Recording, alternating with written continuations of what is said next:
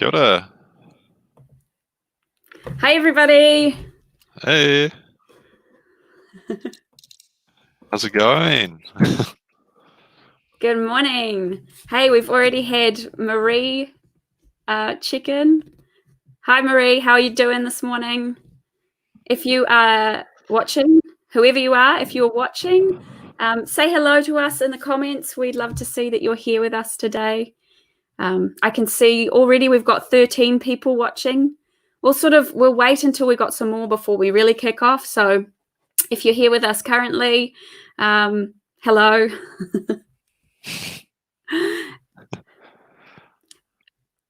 How are you doing this morning, Graham? I'm pretty good. Yeah, I'm feeling a lot more confident after last week. Getting through some of the fun tech side of things. It's excited. Excited to still be the gathered community. How are you doing, Grace? I'm doing pretty well. I'm pretty tired, but I'm doing really well. I'm excited seeing some of these comments come up. I see right now we have Retty's with us as well. We've got Leslie Foster. We've got Mike Sala, maybe Tina with him as well. I'm not sure yet. We've even, in fact, got my sister watching from just the other room, so that's quite fun. We've got Callum Spence, Andy Jones, Rosalie Olding. Welcome to you all. Good morning. I hope that you are doing really well. It's weird to gather like this, but it's exciting that we can still be gathered this morning. Yeah, for sure. Got the parent Joneses, Lindsay and Lorraine, great to see you, and Pam and Roger Singleton. The Urquharts. This is exciting, man. Oh man, it's very cool to see everyone coming through. We've been praying a lot for you this week, all of you, and really hoping that we're into week 2 of lockdown, and I guess it's still kind of weird, but I don't know about you, Grace, but I'm starting to find a little small sense of normality, I suppose. What about you? It's certainly starting to feel a little bit normal, or the new normal, I guess. We're getting there. Getting there, yeah. We're getting there. We have we've been doing some new things, not entirely new, but some things that have really grown out of this time of lockdown. So, daily walks have become a really special joy for me this last little while. I've experienced as I go on those walks, I have both this grief and this joy every time I see another person. There's grief in having to step right around them and have that 2 meters of distance. I really don't like having to do that. But there's also joy in seeing people and getting to smile and say hello. And so that's a really mixed experience for me of grief and of joy. Yeah, I get that. I when I went to the supermarket on Friday, I think it was. I don't know. All the days are just so weird.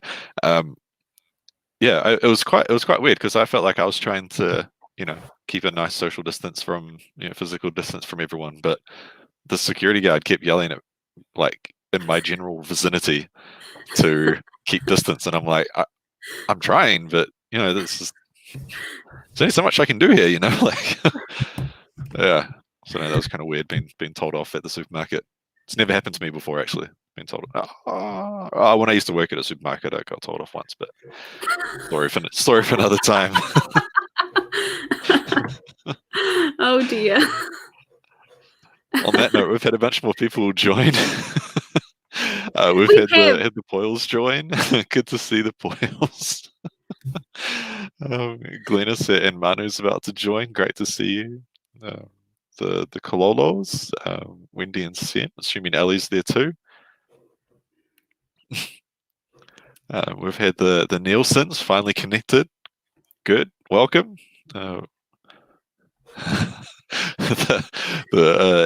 Anne Valele, Isabel and Talia, good to see you again. Jan, it's great to see you there too. Yeah, Tina, Mike, and Terry, the family whānau hanging out. Oh, awesome! The Wiramu and Dawn and the whānau has made it, and the Allens are dressed up again. Yes. Excellent. Marie, finally connected via YouTube, Facebook not loading. Ooh, that's not ideal.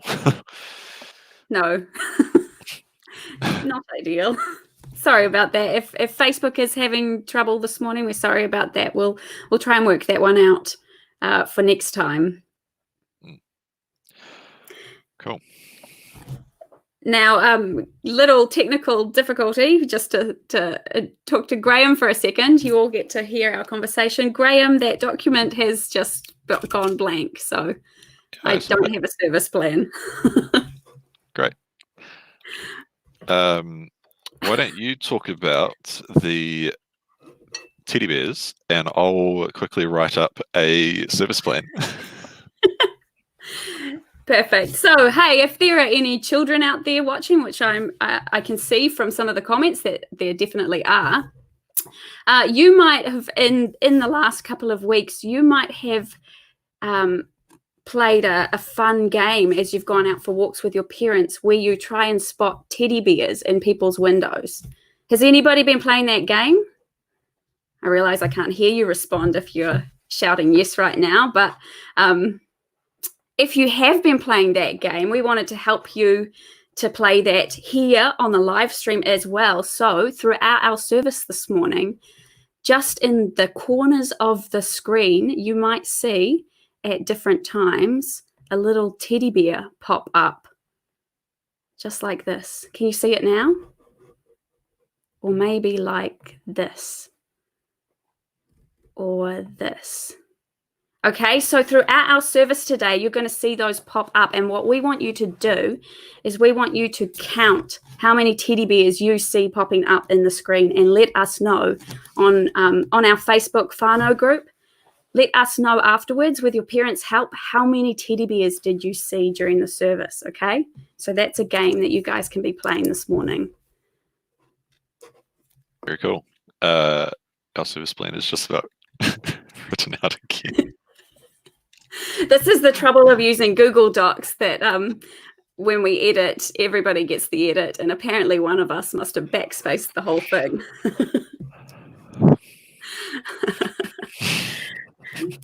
Well, we are here today anyway, not to bore you with our technical difficulties, not to go on about ourselves, but to worship God together. And so we have a psalm that we would love to read with you all together, all at once. I'm going to put that up on the screen in just a moment. That psalm it's Psalm 119, and we're going to not read the whole thing because I think it's the largest chapter in the whole Bible. We're not going to read the whole thing, but we're just going to read a selection of verses from that psalm to really focus us on our good God. So here it is coming up in just a moment. Let's read this together. Lord, you are mine. I promise to obey your words. With all my heart, I want your blessings. Be merciful as you promised. I pondered the direction of my life, and I turned to follow your laws.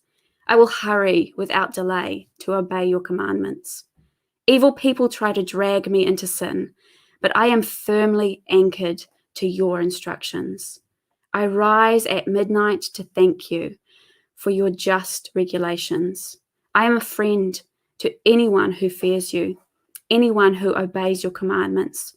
O Lord, your unfailing love fills the earth. Teach me your decrees. That's awesome. I really love that. Like, just that first line, Lord, you are mine. That's like, man, that's so awesome. It is awesome, isn't it? I feel weird saying that, Lord, you are mine, because often when we say something like that, it's so possessive. But when I was reading that, what really stuck out to me is that this isn't about possessing God, or owning or having control. This is about relationship. This is the God who gives himself to us. And that's why we can say, Lord, you are mine, not because we're trying to control God, but because we're able to have relationship with him. Yeah. So awesome. We had a few more comments in that during that psalm time. We've got Mark is here. Hey, Mark.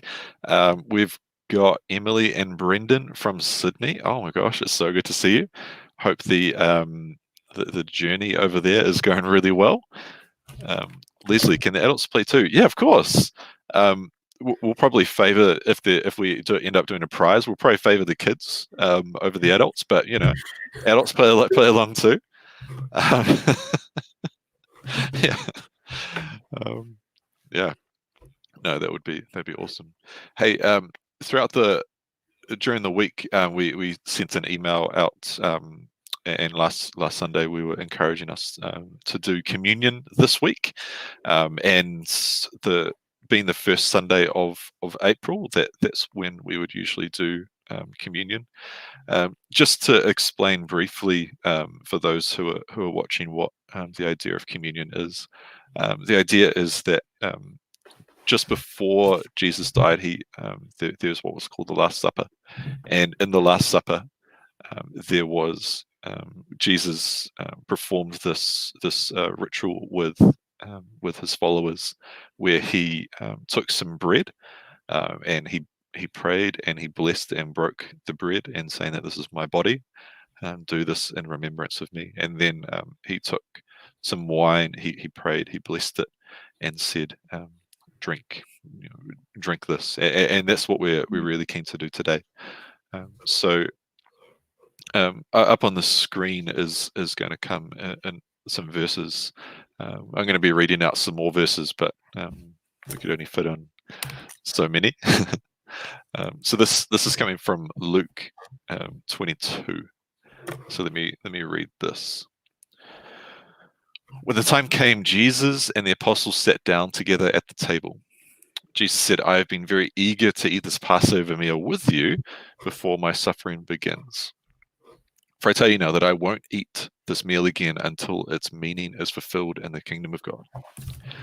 When he took the cup of wine and gave thanks for it, he took a cup of wine and gave thanks to God for it. Then he said, "Take this and share it among yourselves. For I will not drink this wine again until the kingdom of God has come." He then took some bread and gave thanks to God for it.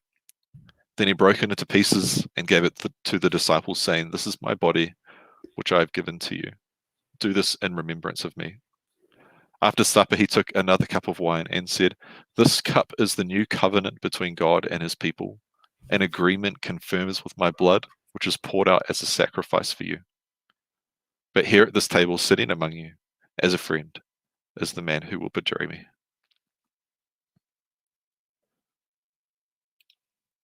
So what I want to encourage you to do now is, if you've got something prepared, we're going to mute the stream. We're going to put that slide back up, and we encourage you to in your own time to take this communion, to eat some to drink. If you're with your family, can I encourage you to pray for each other, to take this meal together. If you don't have sort of the classic communion stuff ready, bread or grape juice / wine, be creative. Water, I don't know, any kind of juice, kind of anything you got around, and any kind of food. It doesn't have to be bread or juice. So we're gonna, for the next kind of like 4 or 5 minutes, we're gonna have this same slide back up, and this stream is going to be quiet. So yeah, can I encourage you to take this now?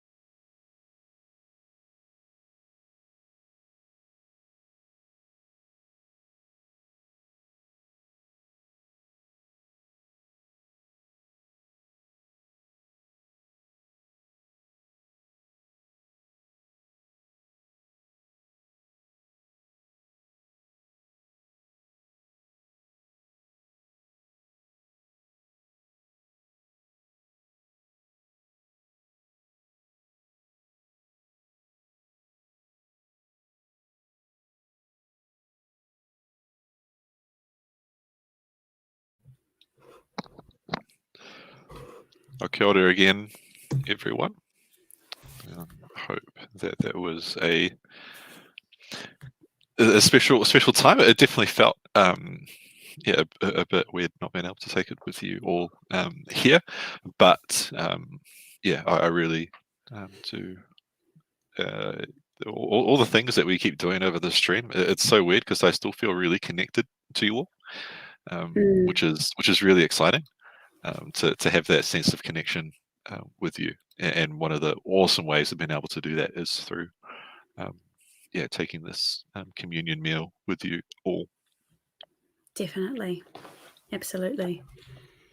Yeah, I think I've said it to many people. I'm sure I might have even said it here online last week, but I've been really struck by the solidarity of us doing the same things at the same time, even when we can't be in the same place. Knowing that we are doing things together gives me so much joy. You know, this virus can separate us. It can put distance between us, but it does not break our connection. Yeah. And that's something that I just think is really wonderful. I'm reminded how much our God is a God of redemption, how much he can turn things that seem to be bad into opportunities for good. Yeah, so awesome. Cool. Well, now we're going to hand over to Grace. Grace has prepared a message to share with us this morning.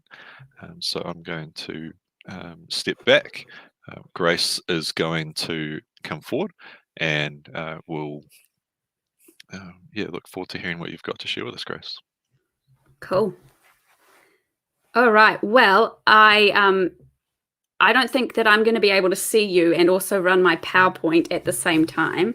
So in just a moment, I'm going to click into that properly, but I'm going to lose, unfortunately, the view. Well, not that I can see you anyway. I can just see myself. I will lose the view of myself. I will lose the view of your comments. So Graham is going to take over in that regard and keep an eye on the comments. And I'll get going. Graham, jump in at any point. Let me hear you if anything I'm doing is wrong, okay? All right. Well, it feels, I think I've said it feels weird about 100 times since this lockdown and even the things leading up to it began. But it definitely feels weird to be preaching to the screen, even more so than, just leading the service to the screen, preaching to the screen, knowing that you're all out there watching. Very, very strange.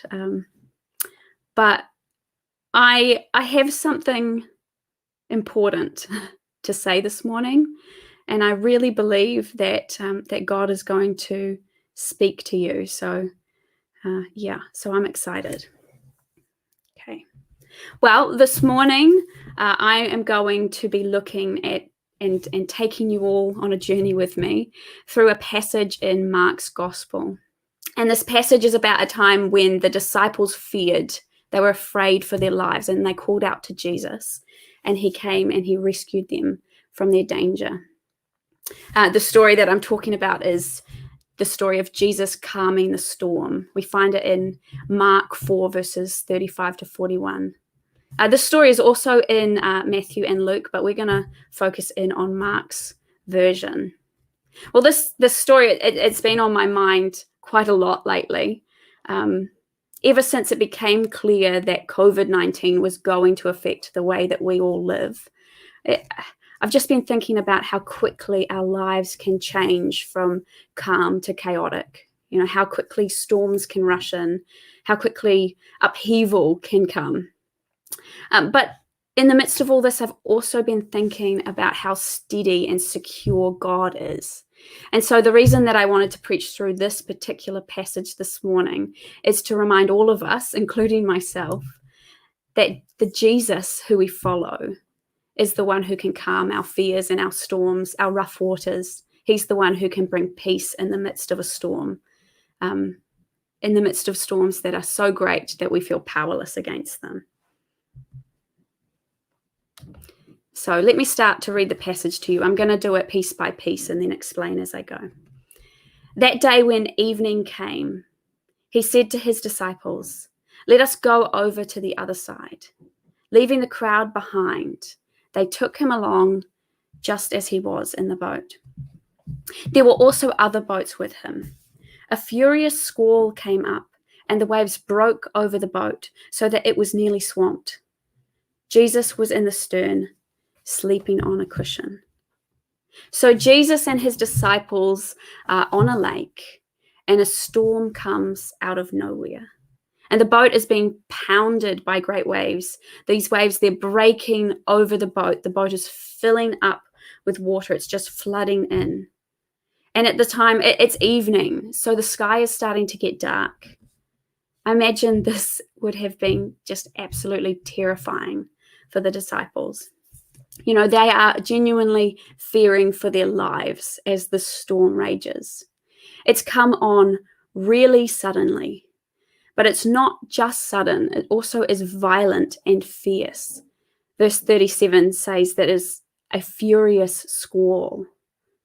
And as I think about this great storm that came upon Jesus and his disciples, I can't help but draw parallels with the situation right now with COVID-19.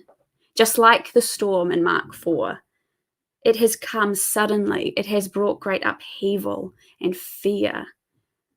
In our passage, the storm is so great that the disciples fear that they are going to drown.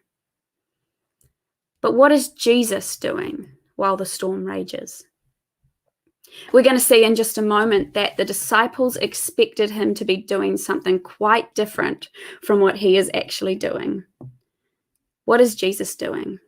Verse 38 tells us Jesus is asleep.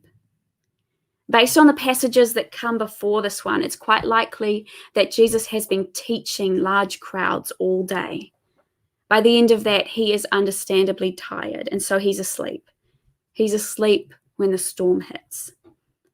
The disciples are fearing for their lives in this violent storm, and while they're all seriously thinking this might be the end, Jesus is asleep.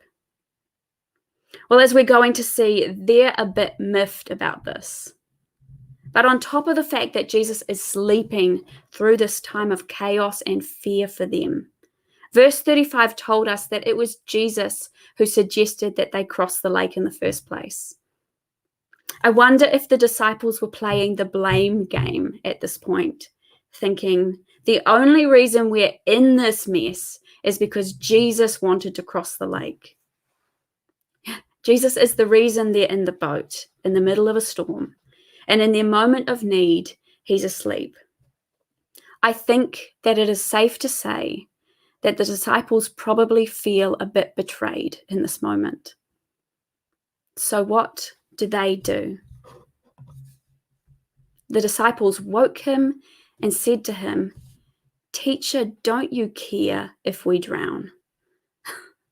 They wake him up and they say, "Don't you care if we drown?" Their words are full of accusation. How can you be sleeping?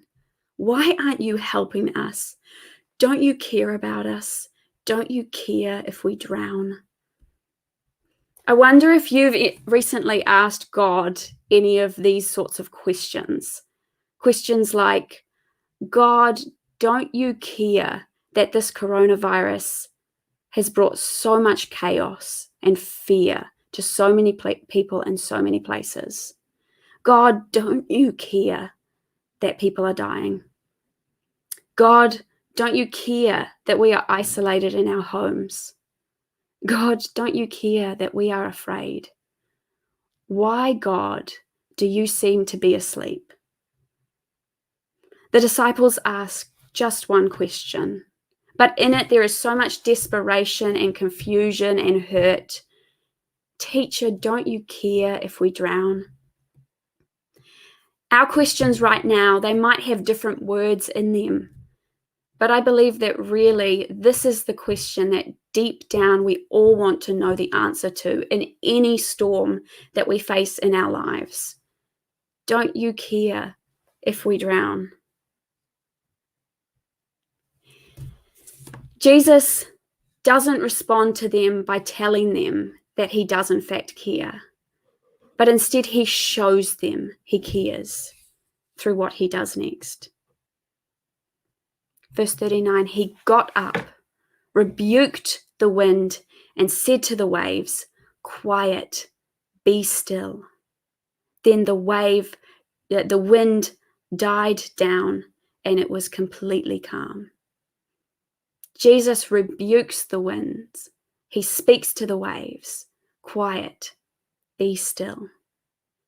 In Mark's gospel, that word rebuke most commonly appears when Jesus is casting out demons or when he is declaring something to be evil. The fact that this word appears here gives us a hint that this storm is not any mere storm, but that there are actually evil forces at play causing this storm.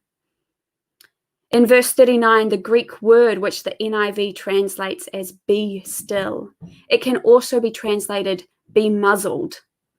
Jesus uses the same word when he exorcises a demon in Mark 1:25.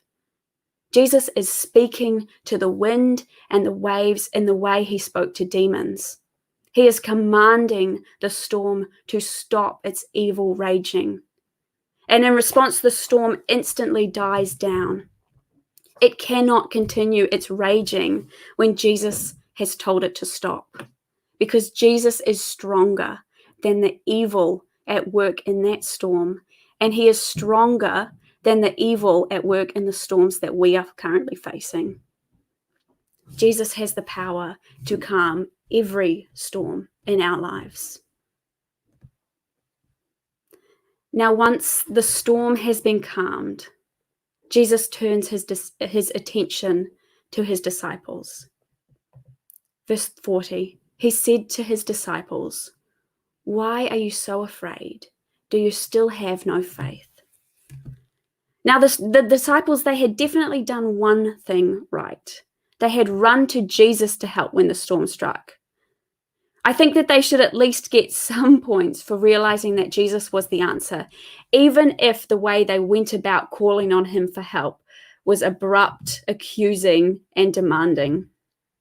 They're not completely faithless, but their faith still needs a lot more development. In the past, when I have read this verse, this passage, it has always sounded like a critique, but I'm starting to wonder if Jesus is issuing an invitation. Maybe Jesus is actually inviting them to trust him even more than they had before. And maybe what he asks from us is not that from day one of our relationship with Jesus, we will instantly demonstrate 100% perfect faith, but that maybe as we continue our journey, our relationship with him, we will continue to grow in faith, that we will continue to trust him more and more as we experience him calming storms and fears and bringing peace and proving over and over again that he is good and that we can trust him. Perhaps the storms in our life are the times in which our faith grows, specifically because it is in those times that we get to see Jesus bringing peace that doesn't seem possible, peace that passes understanding. James certainly seems to think that there's a link between the storms or trials of our lives and our spiritual growth. He says, "Consider it pure joy, my brothers and sisters, whenever you face trials of many kinds, because you know that the testing of your faith produces perseverance. Let perseverance finish its work, so that you may be mature and complete, not lacking anything." In other words, the storms of life, what James calls trials, they lead to perseverance. And the goal of perseverance is that it will lead to spiritual maturity. But that only happens if we cling to Jesus in those storms, rather than running away or giving in to our fear. When we face the storms of life and we see Jesus present and powerful with us at work, maybe not in the ways we expect, but in powerful and beautiful ways nonetheless, these experiences with Jesus will make us stronger so that we can become more mature in our faith. Well, I love the very last verse of our passage because it reminds me that though the storms in our lives can be so scary and difficult, when we cling to Jesus through them, we will always come out of the storm knowing him better. It's in the storms that we learn to cling to Jesus. And as we do so, the intimacy of that clinging to him brings us closer and closer in relationship with him. Verse 41, they were terrified and asked each other, "Who is this? Even the wind and the waves obey him." Who is this? When the disciples saw Jesus calm the storm, they realized that he was more than they had previously thought. They realized there were things about him they didn't know yet. They didn't realize yet that he is truly the Son of God, and that as the Son of God, he is strong enough to calm every storm. If they'd already known that as a deep truth planted in their hearts, maybe they would have responded differently in this storm. We just don't know. Maybe they would have realized that these words in Psalm 46 could be said confidently of Jesus. God is our refuge and strength, an ever-present help in trouble. Therefore we will not fear. Though the earth give way and the mountains fall into the heart of the sea, though its waters roar and foam, and the mountains quake with their surging. The disciples were still on a journey of discovering the truth about who Jesus is. And this is one of the big reasons I wanted to preach this particular passage, because we are also still on the journey of discovering who Jesus is. There is more for us to see. In our relationships with Jesus, there is greater intimacy to be had, greater trust, greater joy, greater adoration and praise and worship. And so today, my big prayer for you is that this stormy season will be a time in which you see Jesus at work in ways that you haven't before. That you will experience his love and the calming of your fears in new ways. That you will cling to Jesus, and that in that experience of clinging, you will grow in relationship with him. Well, last week, Graham ended his extremely encouraging sermon with one question and one assurance. And this morning, I want to follow suit and do the same. And so I have a question for you to ponder and an assurance for you to treasure. First, the question: how is Jesus revealing himself to you in a new and greater way, or in new and greater ways through this stormy season? In other words, how is your relationship with Jesus growing? Your trust, how is that growing? Or your dependence on him? How is he showing you that he is secure and stable and ever-present help in this time of trouble? And secondly, I want to bring you an assurance. This comes from John 16, verse 33. Jesus says, "In this world you will have trouble, but take heart. I have overcome the world." Let me pray for you all in closing. Gracious and glorious God, Father, Son, and Holy Spirit, in this time of storms that are too great for us, we seek you. We cling to you and we trust you to bring us through this storm, to calm the chaos in our world and in our hearts, to bring your peace that passes understanding, so that our fears will not control us. We ask that as we cling to you, you will show us more of who you are, that we will grow in intimacy and trust and obedience and joy in you. Help us, Lord, when we are tempted to take our fears elsewhere, when we're tempted to trust someone or something else to protect and deliver us from our storms. Remind us that you alone are powerful enough. You alone are secure. You alone are our refuge, our strength, our ever-present hope in times of trouble. Thank you that you are with us. Thank you that those storms and trials and troubles do come. You have overcome the world. Amen.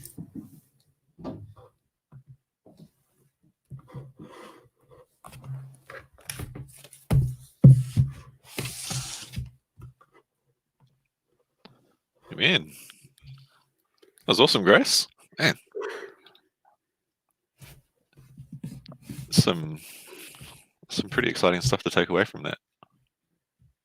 Yeah, I really hope that encourages you all. Well, I'm encouraged. So there's some immediate feedback. Great. Is just to put you on the spot. Is there any ways recently that Jesus has been revealing himself to you? Yeah, actually, yes, I was gonna include it in the sermon and I forgot. So thank you for asking me that.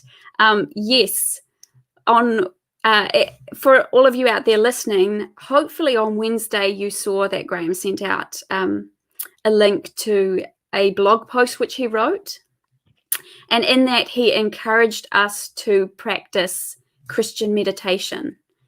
And so I definitely didn't want to not take our own advice. So so I decided to also practice that. And I was sitting in the living room doing that, praying that Trinity prayer, which is included in that blog post. And the third line of that, it goes, Holy Spirit, breath of the living God, renew me and all the world. And as I was praying that particular part of that prayer, I realized that there was this blockage every time I got to the words renew me. And that helped me to realize that I was actually holding back from God because I was afraid of what it might look like to be renewed in a time like this. And so because I was able to then identify that there was that barrier there, I was able then to have actually a really beautiful time with Jesus where he just spoke calm to my worried and anxious heart. And so that was just a beautiful experience that I was able to have this week. That's awesome. Cool. I'm glad. Hey, just we're going to begin wrapping up our stream now. But before we say ka kite no, we on Good Friday, which is this Friday, kind of crazy. We will be hosting a live stream on Good Friday at 10 o'clock. So do come in. Hang out with us again for that. We'd love to see you there. So that's at Friday at 10, and then again on Sunday, it will be holding another stream on Easter Sunday at 10 o'clock again.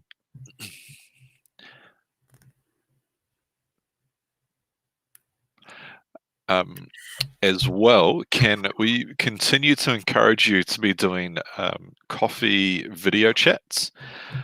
We've got I've been doing a bunch of those throughout the week, and it's just a lot of fun, eh? Just arranging a time to be able to sit down, sit back, relax, talk with someone. I don't drink coffee, so I don't know, I usually have my water or some sort of juice nearby, and that works out really well. But yeah, can I encourage you to keep doing those? I know how beneficial they've been for myself. I know, Grace, have been really beneficial for you too. Yeah, they absolutely have. Yeah, so please keep doing those. Stay connected with each other. We still want to be making the most of the situation that we're in. So yeah, one of the best ways we can do that is through video chats, or just phone calls, or just connecting with people any way that you can.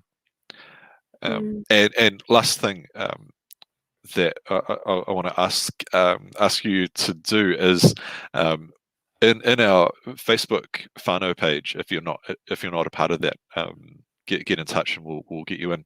The way that I'd love to be able to know how many teddy bears you've seen throughout the stream is if on a piece of paper you can write how many you saw, big numbers, and then post a picture of that, of you holding that piece of paper, and post that into the whānau page. Would love to see all of your smiling faces again. Just being able to see each other that way, I think will do heaps for us. If you weren't a part of the live stream last week, we'd love to see what your stream setup looks like. How are you watching this? Post that into the whānau page as well. We had some pretty awesome photos come through. Again, just being able to see all of you again, it just does wonders for us, and I think all of us are encouraged through that. So those big three things. So Good Friday, 10 o'clock, we are hosting a stream at on here on Facebook and YouTube. Please continue to do coffee video chats with each other, catch up, talk to each other, make the most of this opportunity. And then if you're in our Facebook whānau page, can you please post a photo holding with a piece of paper with how many teddy bears you saw throughout the stream. Love to see it. Love to see you. Yep.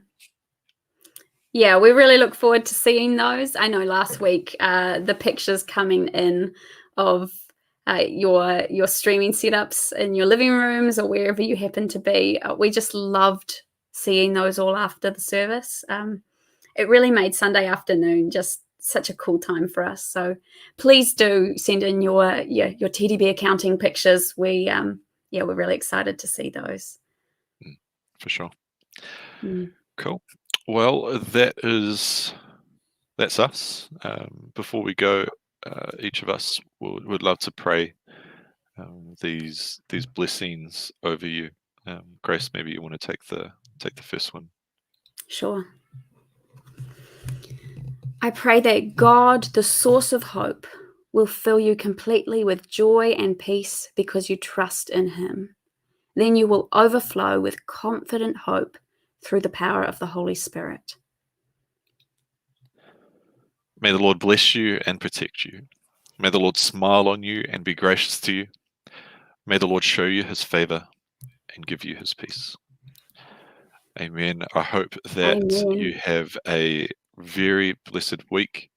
I'm very much praying that Jesus will continue to reveal Himself to you in new and exciting ways this week. Bless you all. See you next time. See you later.